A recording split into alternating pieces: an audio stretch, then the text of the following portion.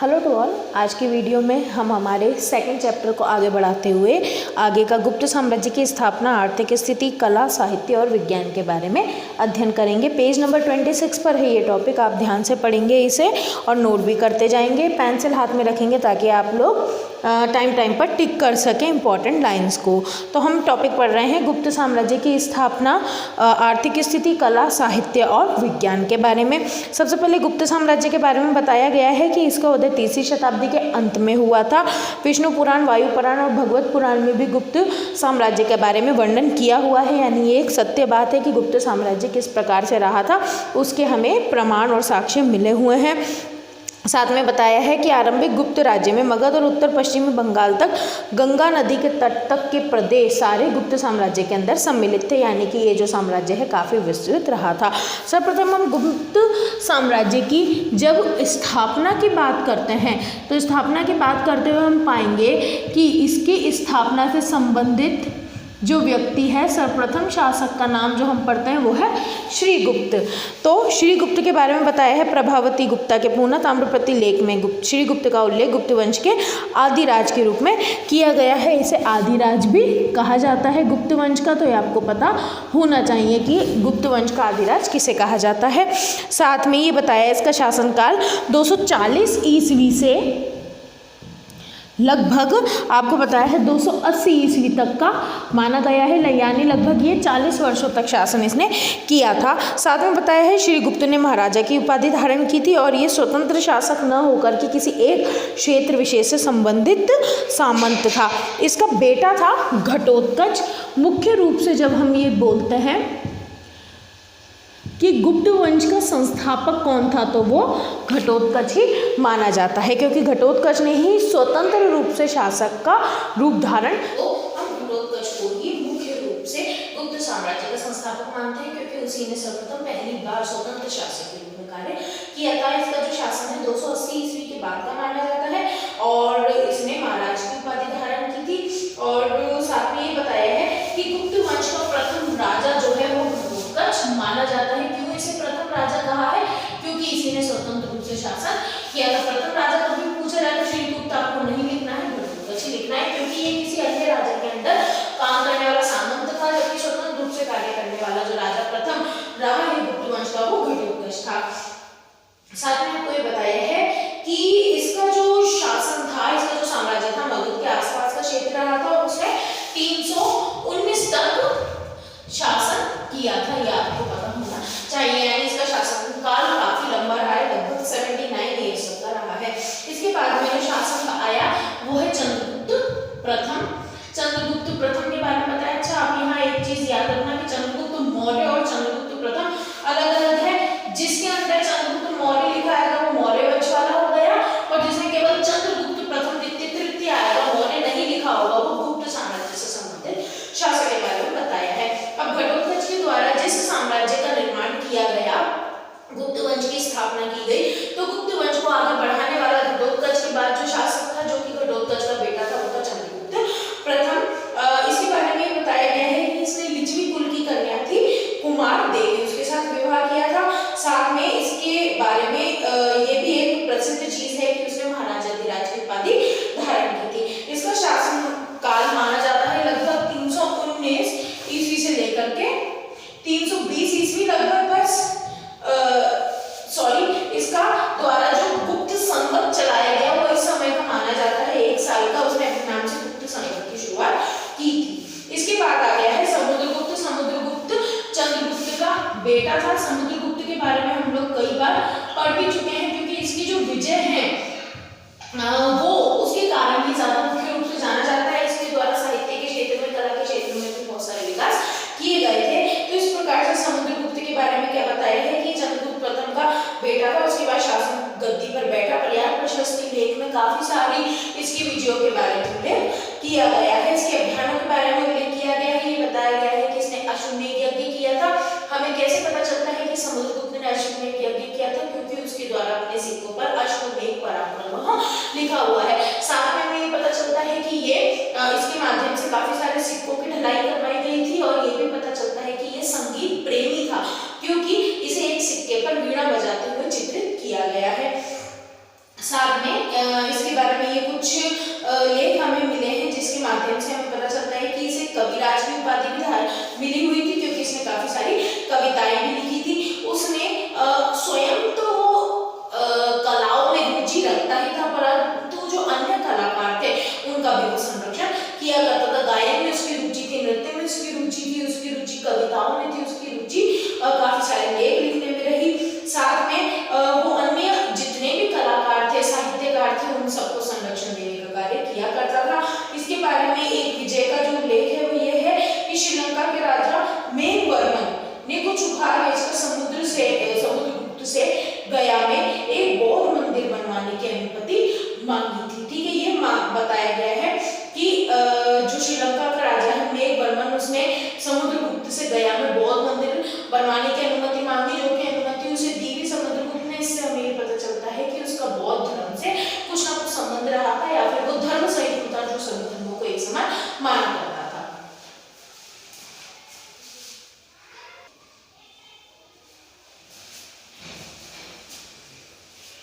साथ में अब जो अन्य नेक्स्ट राजा के बारे में और समुद्रगुप्त की ही विजयों के बारे में अपन पढ़ेंगे, अलग से सेक्शन दिया है वो आप देखेंगे। इसे एक महान सेनापति, कूटनीतिज्ञ और सेना नायक माना है, क्योंकि इसने बहुत सारी युद्ध की, बहुत सारी विजय हासिल की और स्वयं को स्थापित किया है इसने। और इसे इसके दरबारी कवि एवं महासंधि विग्रह हरिसेन ने पर्याप्त प्रशस्ति लिखी है। ये आपको पता होना चाहिए, यहाँ नोट डाउन कर लेंगे कि समुद्रगुप्त के काल में राज्य कवि था समुद्रगुप्त का, जिनका नाम क्या था, हरिसेन। हरिसेन के द्वारा पर्याप्त प्रशस्ति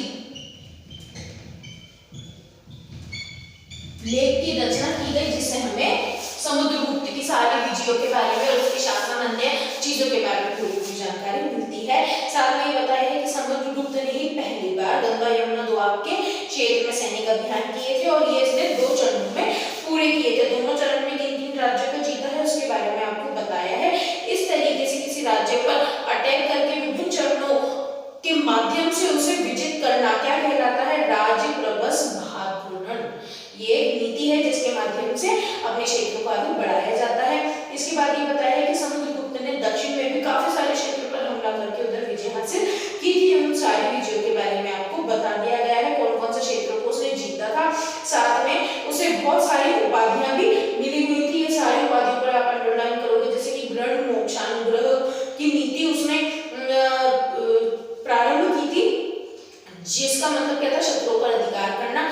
उसने मोक्ष की नीति का पालन किया, शत्रुओं को मुक्त करना, अनुग्रह राज्य को लौटाना, ये सब नीतियों का पालन किया, जिससे हमें पता चलता है कि वो उदार व्यक्तित्व भी रखता था। साथ में उसने ग्रहण मोक्षानुग्रह व्यवहारिक नीति का अवलंबन किया, यानी कि राजा के साथ संबंध बना करके भी अपनी नीति को आगे चलाया।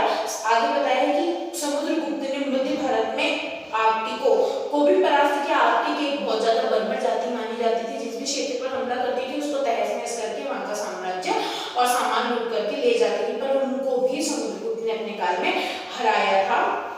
साथ में कुछ उत्तर पूर्वी क्षेत्र हैं भारत के, जैसे डवाब, कामरूप, नेपाल, करतकपुर, पश्चिमी भारत के कुछ 9 गणराज्य भी हैं, जो कि सारे के सारे ही समुद्रगुप्त के अधिकार में थे। उन सबके नाम आपको बताए हैं, आप देख लीजिए। उसके बाद क्या है, देवपुत्र शाही शाह, मुशाही, शक, मुरुड और सिंघल आदि विदेशी शासकों ने भी समुद्रगुप्त के से भयभीत थे, क्योंकि समुद्रगुप्त बहुत ज्यादा ही बलशाली शासक माना जाता था। उसने काफी सारे शासकों को काफी सारी नीतियों के माध्यम से संबंधित किया, जैसे कि उसने मैत्री याचना की नीति, यानी कि मैत्री बनाना, दोस्त बनाने के माध्यम से भी कई सारे शासकों के साथ संबंध बनाए। आत्मनिवेदन, कई सारे शासकों ने अपने साम्राज्य की रक्षा के लिए समुद्रगुप्त के सामने आत्मनिवेदन किया। कन्यादान, इसका मतलब अपनी कन्याओं का विवाह समुद्रगुप्त के संबंधियों या उसके साथ करवाया गया। गुरुत्वमंडित, यानी कि काफी सारे शासकों ने समुद्रगुप्त को अपना गुरु मानते हुए आगे कार्य किया। स्वविषय भुक्ति, शासन याचना, ये सब नीतियां हैं जिसके माध्यम से अन्य शासकों ने अपने आप को बचाया।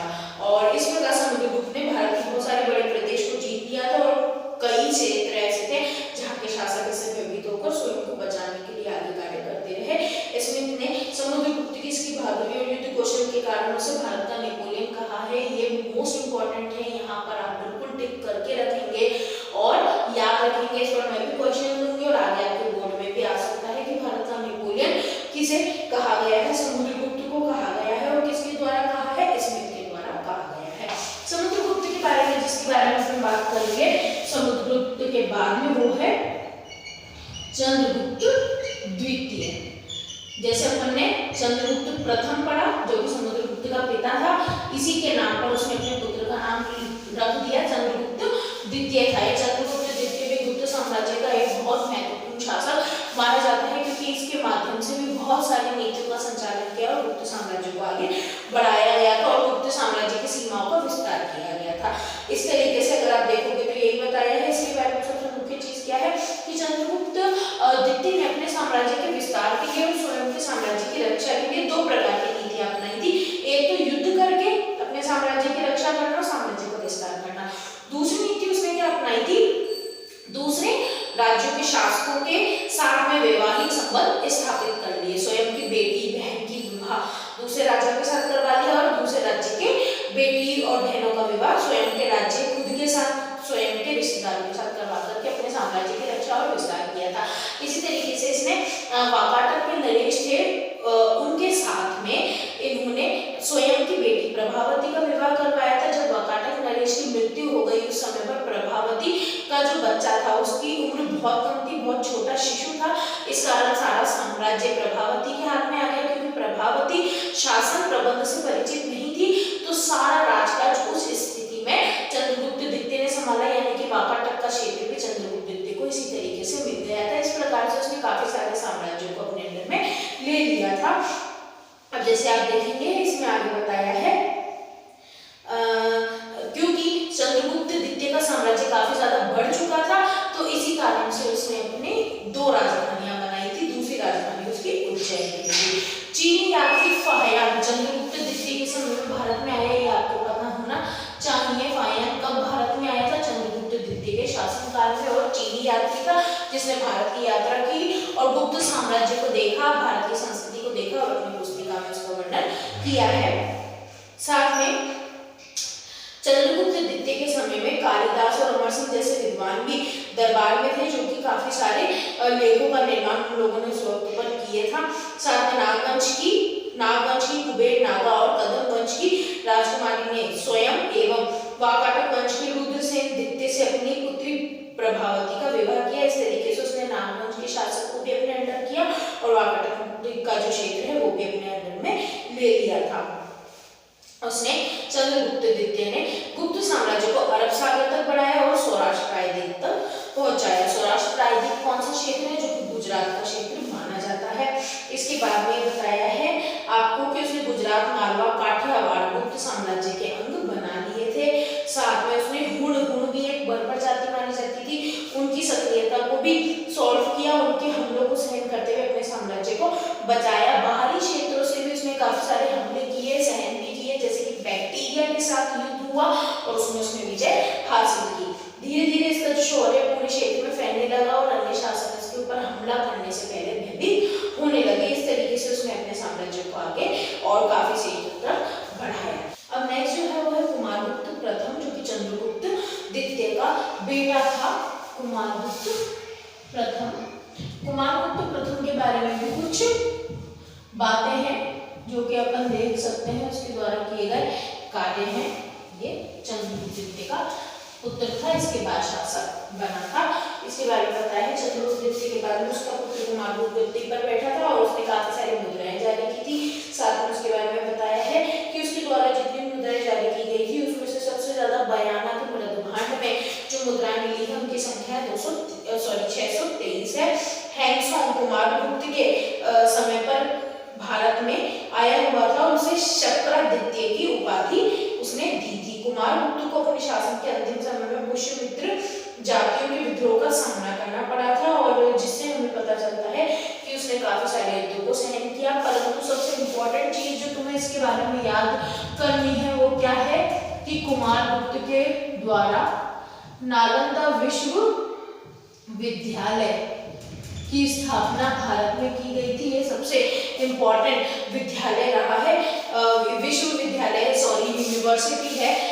समय की ऐसी यूनिवर्सिटी है जिस समय पर 10,000 लगभग माना जाता था कि 10,000 शिक्षक और विद्यार्थी वहां रहते थे। बहुत बड़ी लाइब्रेरी पुस्तकालय था और विश्व में जानी मानी उस समय की ये यूनिवर्सिटी थी जिसकी स्थापना कुमारगुप्त प्रथम ने की थी। आपको मुख्य रूप से पता होना चाहिए। इसके बाद है स्कंदगुप्त। स्कंदगुप्त कुमारगुप्त का बेटा था। इसके बारे में जो मुख्य चीज है वो ये है कि उसने सुदर्शन झील का पुनरुद्धार करवाया था। यहाँ आप बिल्कुल ध्यान रखेंगे, मैं आपको एक दो जगह टिक करवाऊंगी, इसके बीच में कुछ छोटे क्वेश्चन बन रहे हैं। इसलिए स्कंदगुप्त को राजसिंहासन पर बैठते ही जूनागढ़ अभिलेख में म्लेच्छ के रूप में उल्लेखित हुनों के आक्रमण का सामना करना पड़ा था और उसका भीतरी संदेह स्कंदगुप्त को सफलता मिली थी, यानी कि उसने म्लेच्छों के आक्रमण को सहन किया और उसे सफलता भी हासिल हुई। काफी सारी मुद्राओं में उसे विक्रमादित्य कहा गया है। इधर आप अंडरलाइन कर लेना। अब जो नेक्स्ट 4-5 लाइनें आ रही हैं इस पर आप पूरी तरीके से ब्रैकेट बना लेना, इंपॉर्टेंट है, ध्यान से समझना, नहीं तो कंफ्यूज हो जाओगे आंसर देते वक्त। शॉर्ट क्वेश्चन होता है यहाँ पर। रेडी। स्कंदगुप्त ने सौराष्ट्र के कर्णदत्त को गवर्नर के रूप में नियुक्त किया था और स्कंदगुप्त ने गिरिनार पर्वत पर स्थित सुदर्शन झील थी। स्कंदगुप्त के द्वारा सौराष्ट्र का गवर्नर किसे नियुक्त किया गया? कर्णदत्त को। और कर्णदत्त का जो बेटा था चक्रपाल, उसे एक जिम्मेदारी सौंपी गई कि गिरिनार पर्वत पर सुदर्शन झील नाम की एक झील बनी हुई है जो टूट फूट गई है, उसे मरम्मत करवाने का काम सौंपा गया। स्कंदगुप्त के द्वारा सुदर्शन झील की मरम्मत करवाने का काम कर्णदत्त के बेटे चक्रपाल को सौंपा गया था। सुदर्शन झील का निर्माण नहीं करवाया है स्कंदगुप्त ने, केवल उसकी मरम्मत या पुनरुद्धार का काम चक्रपाल को सौंपा है। और चक्रपाल किसका बेटा था? कर्णदत्त का बेटा था। इस पर आप अंडरलाइन कर लेंगे। स्कंदगुप्त के शासन के प्रारंभ में गुप्त साम्राज्य में आंतरिक और बाह्य समस्याएं चली आ रही थी। उस समय पर गुप्त साम्राज्य में आंतरिक रूप से ही कई सारे शासक बहुत हमले कर रहे थे, अव्यवस्था फैला रहे थे, और बाहरी शासक भी इसी प्रकार के हमले कर रहे थे। पर स्कंदगुप्त ने इन सारे हमलों को सहन करते हुए अपने साम्राज्य को रक्षित किया और उसे आगे बढ़ाया भी। जैसे कि आगे अपन देखेंगे, मुख्य रूप से इसमें पढ़ने की चीज ये है कि उसने अपने साम्राज्य को बंगाल की खाड़ी और अरब सागर तक फैला लिया और उसे आगे बढ़ाया था। इसके बाद में ये बताया है कि उसने अपने पूरे साम्राज्य को अलग अलग प्रांतों में विभक्त कर लिया था और हर एक प्रांत का गवर्नर बनाया था, जिसे प्रांतपति का नाम दिया गया था। वो एक प्रजापालक उदार व्यक्ति माना जाता था, धर्म सहिष्णु माना जाता था, बुद्धिमान था, कूटनीतिज्ञ था और शूरवीर था, जिसके कारण गुप्त साम्राज्य का मुख्य शासक माना जाता है। अब ये जो सुदर्शन झील वाला टॉपिक है इस पर आप टिक कर लेंगे। इस पर 2-3 नंबर का क्वेश्चन फिक्स होता है, आता ही आता है। रुद्रदामन के जूनागढ़ अभिलेख से हमें क्या पता चलता है कि चंद्रगुप्त मौर्य का सौराष्ट्र प्रांत का जो गवर्नर था उसका नाम था पुष्यगुप्त। पुष्यगुप्त के द्वारा जनता के कल्याण के लिए सुदर्शन झील का निर्माण करवाया। सुदर्शन झील के बारे में अपन पढ़ रहे हैं। सुदर्शन झील, ठीक है, इसका निर्माण किसके द्वारा करवाया गया? सौराष्ट्र के गवर्नर पुष्यगुप्त के द्वारा, ठीक है। फिर काफी बार इसकी जो है मरम्मत की जिम्मेदारी कई सारे शासकों को सौंपी गई, क्योंकि बाढ़ और आदि कारणों से ये टूटती फूटती रही थी। तो इस तरीके से पहली बार तो इसकी मरम्मत का काम रुद्रदामन के द्वारा करवाया गया। एक बार रुद्रदामन द्वारा करवाई गई और दूसरी बार इसकी मरम्मत का काम स्कंदगुप्त के द्वारा सौराष्ट्र प्रांत के गवर्नर, उस गवर्नर का नाम कर्णदत्त के पुत्र चक्रपाल को सौंपा गया। ठीक है, तो क्या पता चला कि सुदर्शन झील का निर्माण चंद्रगुप्त मौर्य के समय में हुआ था। उस समय पर सौराष्ट्र प्रांत का जो गवर्नर था पुष्यगुप्त, उसने सुदर्शन झील का निर्माण करवाया। फिर बारिश और बाढ़ के कारण वो झील में कुछ टूट हो गई, तो उसका मरम्मत का काम तो एक बार तो रुद्रकामन ने करवाया, दूसरी बार स्कंदगुप्त द्वारा सौराष्ट्र प्रांत का जो गवर्नर था उस टाइम पांडुदत्त, उसके पुत्र चक्रपाल के द्वारा करवाया गया था। ठीक है, ये चीज आपको यहाँ समझ में आ गई होगी, इसे आपको याद भी रखना है। स्कंदगुप्त के बाद में काफी सारे शासक ऐसे रहे जो कि गुप्त साम्राज्य से संबंधित थे, जैसे कि पुरुगुप्त, नरसिंहगुप्त, कुमारगुप्त, द्वितीय बुद्धगुप्त, काफी सारे, परंतु उनके द्वारा शासन इतना शक्तिशाली रूप से नहीं संभाला गया, इस वजह से उनका ज्यादा वर्णन नहीं किया गया है। गुप्त काल के पतन के बारे में जब हम बात करते हैं तो मुख्य कारण क्या था कि बाद के जितने भी शासक थे वो निर्बल रहे, यानी कि जो केंद्रीय शक्ति थी वो शक्तिशाली नहीं रही, कमजोर हो गई। इसकी वजह से धीरे धीरे जो ये गुप्त साम्राज्य है उसका पतन होने लगा। जब हम बात करते हैं गुप्त साम्राज्य के पतन की, तो आप 2 पॉइंट बस याद रख लीजिएगा, तो आपको याद रहेगी बात। हम कहते हैं गुप्त साम्राज्य का पतन, तो आपको 2 बात याद रखनी है। एक तो है केंद्रीय शक्ति की निर्बलता, यानी कि जो केंद्र में शासक थे वो निर्बल होते गए, और दूसरा कारण क्या था गुप्त साम्राज्य की पतन का, वो था गुप्त शासकों द्वारा बौद्ध धर्म को अपनाना।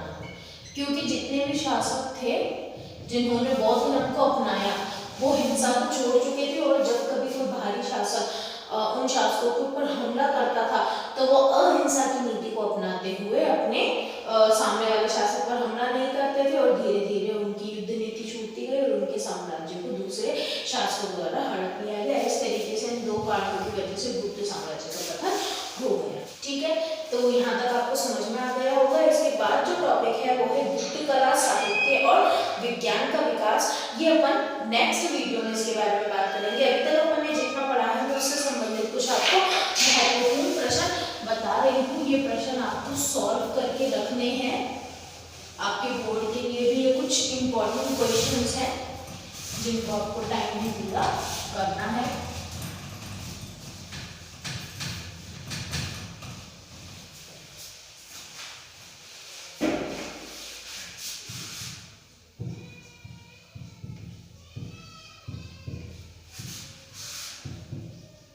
महत्वपूर्ण प्रश्न या गृह कार्य के प्रश्न है ये।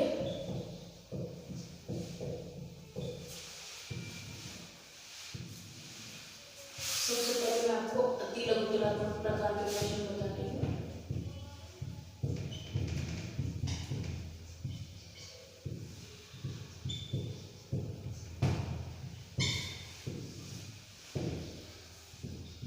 प्रश्न नंबर 1 है, गुप्त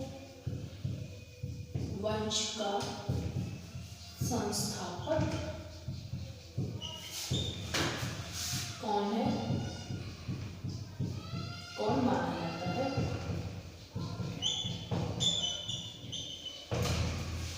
प्रश्न नंबर 2 आपका रहेगा,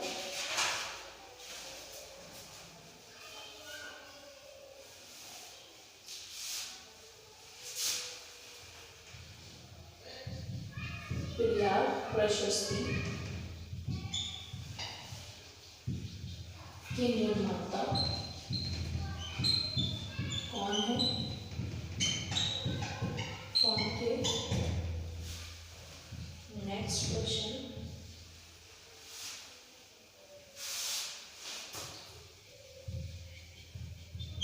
कविराज की उपाधि किस गुप्त सम्राट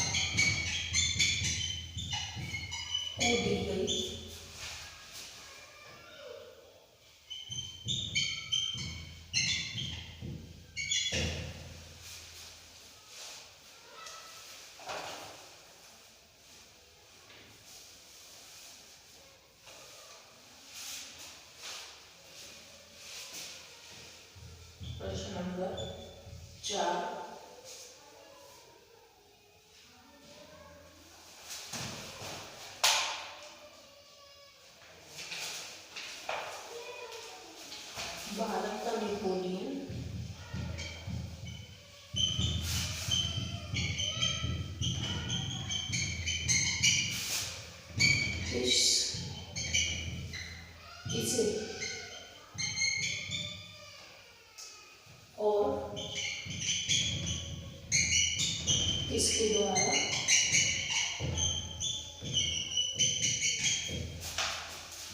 कहा गया। नेक्स्ट प्रश्न है आपका प्रश्न नंबर 5।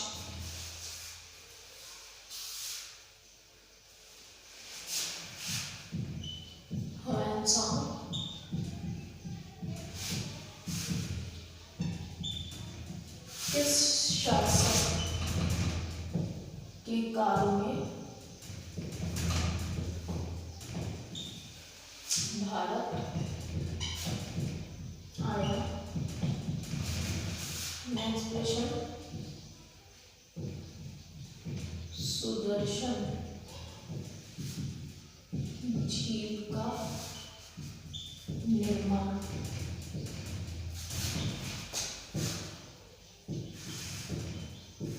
किसके द्वारा कराया गया। ये 6 प्रश्न अति लघुत्तरात्मक प्रकार के हैं, आपको नोट कर लेना और टाइमली सॉल्व कर लेना है। इसके बाद में अब आपको लघुत्तरात्मक प्रश्न लिखवा रही हूँ, इन्हीं टॉपिक से संबंधित जो बन सकते हैं।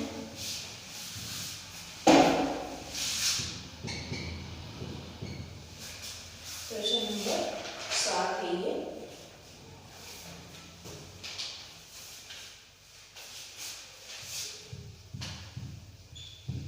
समुद्र गुप्त को कला का संरक्षक क्यों कहा गया।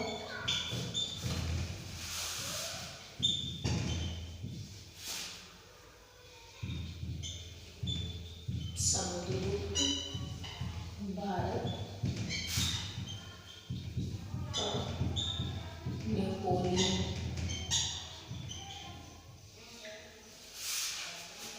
माना जाता है।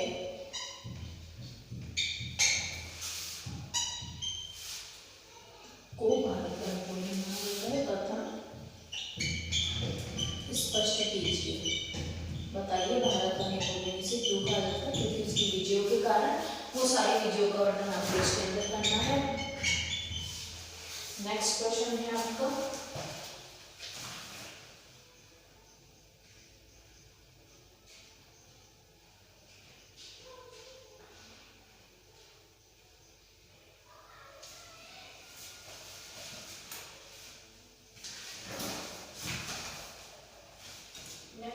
रहेगा आपका स्कंद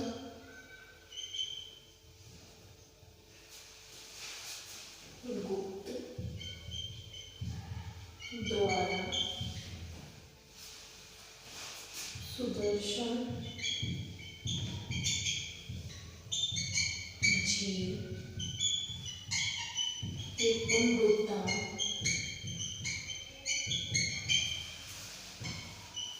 की व्याख्या कीजिए।